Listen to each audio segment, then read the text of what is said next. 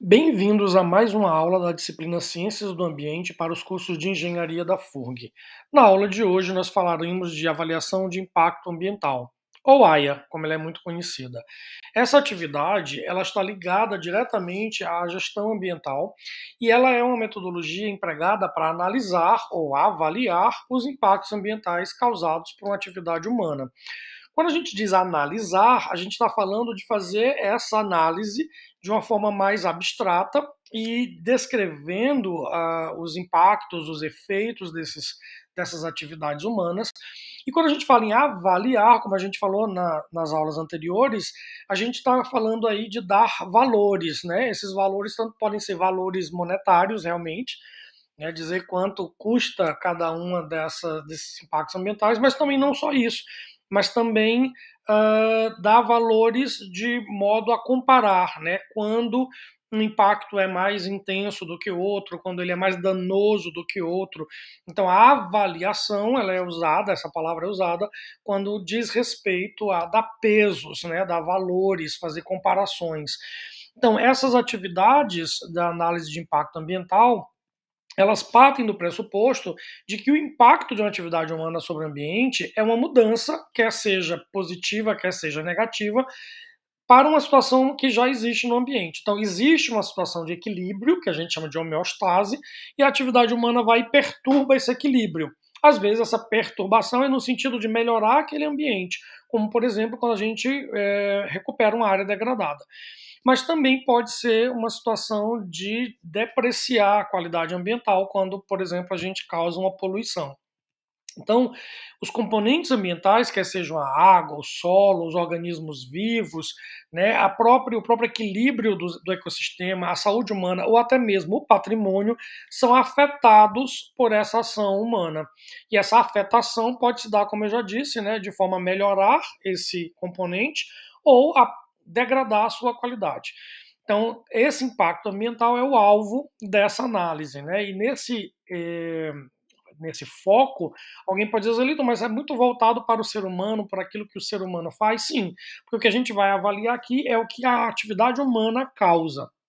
Embora existam eventos naturais que podem causar, por exemplo, a depreciação da qualidade ambiental, como é o caso dos impactos com meteoros, é o caso dos terremotos, maremotos, atividades vulcânicas ou outros eventos naturais, mas isso são coisas que a gente não pode, de modo geral, evitar, né? Não está sob nosso poder minorar esses impactos. Às vezes até a gente consegue nos recuperar desses impactos, né, até com uma certa velocidade, mas a gente não pode impedir que eles aconteçam. Enquanto que na atividade humana a gente pode planejar antecipadamente, se a gente faz a análise desse impacto ambiental, daquilo que o ser humano causa, e a partir daí, então, a gente pode investigar como evitar que esse impacto aconteça. Porque o ser humano causa esse impacto ambiental e ele sofre as consequências disso, né? Agora mesmo no Rio Grande do Sul, nós estamos vendo aí situações de alagamento em várias cidades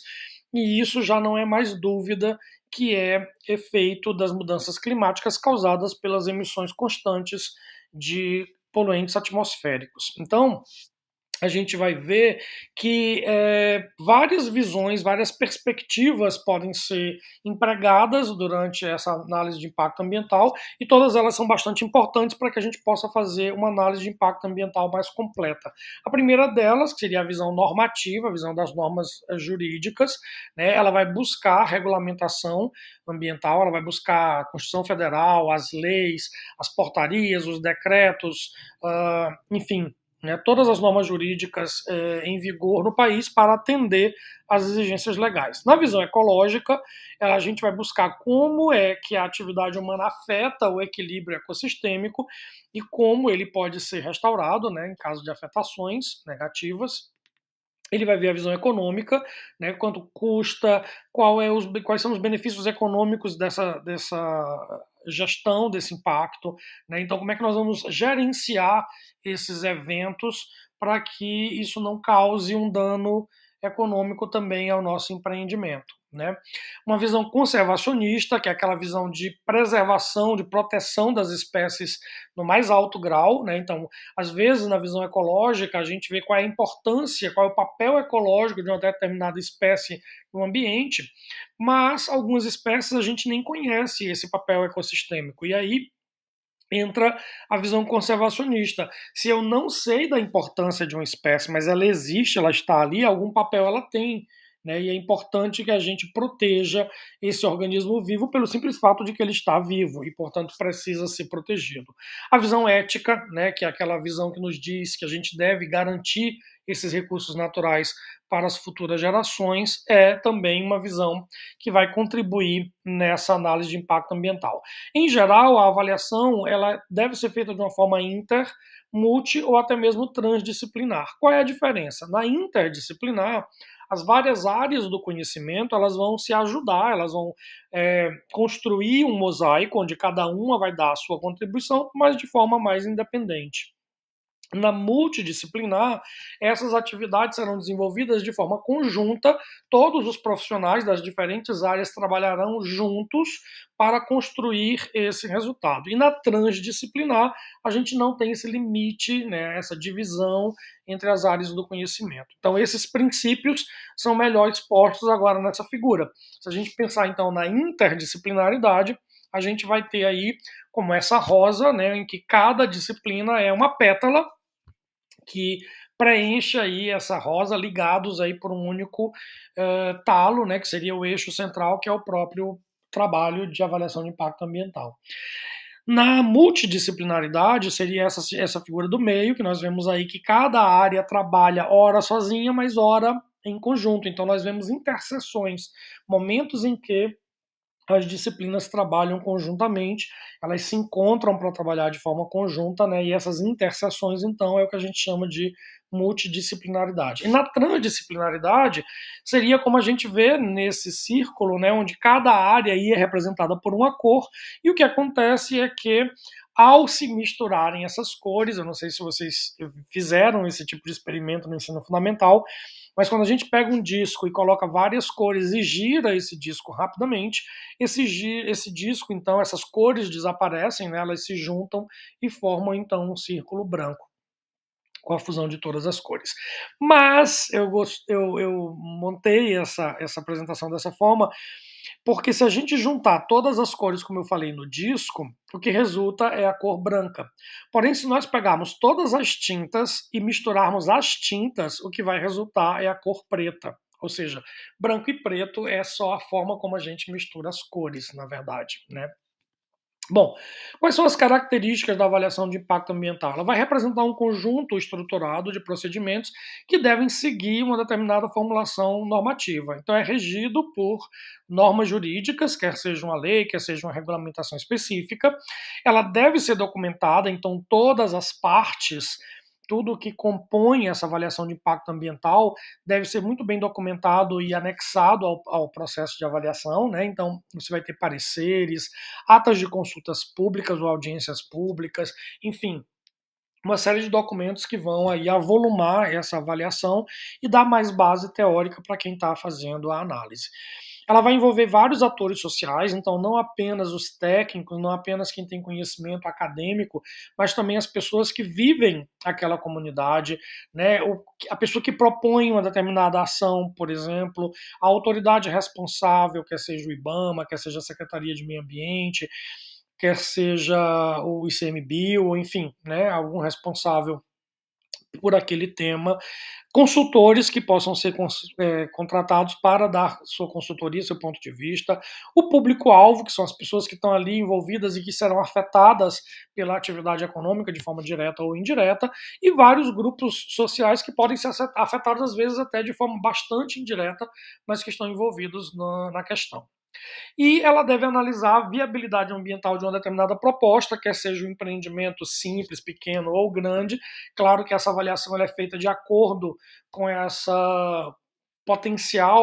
potencial dano, né, que pode ser causado por aquela atividade econômica, mas a ideia é que ela serve aí, ela tem como finalidade, né, essa implantação ou essa operação desse empreendimento. Então, os objetivos da avaliação de impacto ambiental é assegurar que as condições ambientais sejam avaliadas, analisadas, conhecidas e incorporadas ao processo de decisão com relação a liberar ou não um determinado empreendimento.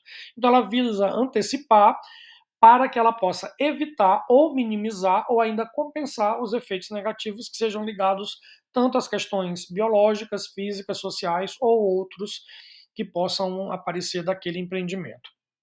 Ela busca proteger a produtividade, então a ideia não é que você não vai produzir ou que você vai impedir o empreendimento de se instalar, mas é dizer como ele deve se instalar para que, além da produtividade econômica, além da produtividade industrial, eu também possa ter garantida a produtividade e a capacidade dos sistemas naturais. Então eu preciso permitir que os recursos naturais estejam em equilíbrio para que eles possam continuar produzindo, né, os serviços que a gente chama de serviços ambientais. E ela deve promover o desenvolvimento, né, e otimizar o uso desses recursos para que todos possam ter direito a esses usos. Então ela tem algumas etapas, né? Na primeira etapa, que é inicial, a gente vai determinar a necessidade de avaliar de maneira detalhada os impactos ambientais, então isso depende do potencial, né, daquele empreendimento de causar danos. Tá? Então, às vezes é preciso uma verificação muito mais profunda e às vezes não, às vezes é uma avaliação mais superficial. Numa segunda etapa, é feita uma análise então mais detalhada daqueles pontos que foram considerados pontos de risco, né, de potencial risco. Então você vai avaliar a contaminação de solo, contaminação da água, contaminação da atmosfera, risco aos organismos vivos, enfim.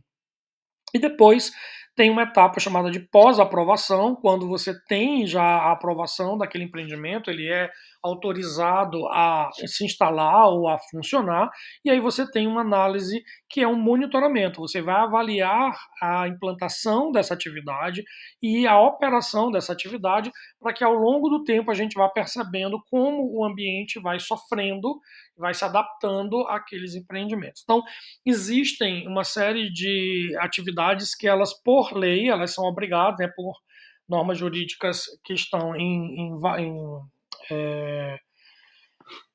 completa eficácia, né, nesse momento, elas são obrigadas a fazer esse tipo de avaliação de impacto ambiental chamado de EIA-RIMA, que nós futuramente explicaremos melhor o que é o EIA-RIMA. Então, esse estudo de impacto ambiental é um estudo completo que ele vai ser aplicado para, por exemplo, estradas de rodagem, obras hidráulicas, projetos urbanísticos, linhas de transmissão de energia, oleodutos, gasodutos, distritos industriais, ferrovias, quer dizer, uma série de atividades que são consideradas de potencial elevado para causar dano e, por isso, precisam se submeter a uma avaliação mais completa. Diferentes métodos ou procedimentos podem ser feitos, isso vai depender muito da forma, né, como a gente vai conduzir isso também é afetado às vezes por questões culturais ou até mesmo por disponibilidade de recursos. Então, no método ad hoc, como a gente chama, um conjunto de especialistas é chamado e ele faz uma análise, ele pondera isso e é muito comum que ele gere uma espécie de lista, é um segundo método, mas que pode acontecer junto com o primeiro, onde você tem uma lista de controle, onde você vai elencando um conjunto de atividades e seus respectivos impactos e dando pesos para cada um deles para que a gente veja o que é o mais importante. Enfim, existem também métodos de sobreposição de mapas, então são construídas cartas temáticas, onde a gente vai avaliar várias questões ligadas àquele empreendimento, essas cartas são sobrepostas e a gente tem um resultado que ajuda a prever os impactos. Existem modelos matemáticos também, alguns deles já estão bem validados, onde eles vão simular os efeitos daquele empreendimento naquele ambiente e vão ajudar então a tomar essas decisões. Existem matrizes de interação, que é um método onde você tem diferentes aspectos do seu empreendimento e impactos, e você vai relacionando esses aspectos ambientais com essas atividades para analisar, então, quais os impactos nesse ambiente. Existe a chamada rede de interação, que é um pouco parecida com a anterior, mas que envolve mais todos esses aspectos. Então, a decisão é tomada de forma que a autoridade possa, ao conhecer esses impactos, prever, né, como é que eles vão ser tratados e a partir daí decidir se aquele empreendimento vai ser liberado para instalação e para operação ou não. Em geral, isso está ligado à autoridade ambiental, que pode ser a Secretaria de Meio Ambiente, a uma autoridade de uma determinada área, que possa ser tutelada por aquela autoridade, ou ao próprio governo. A gente não pode se esquecer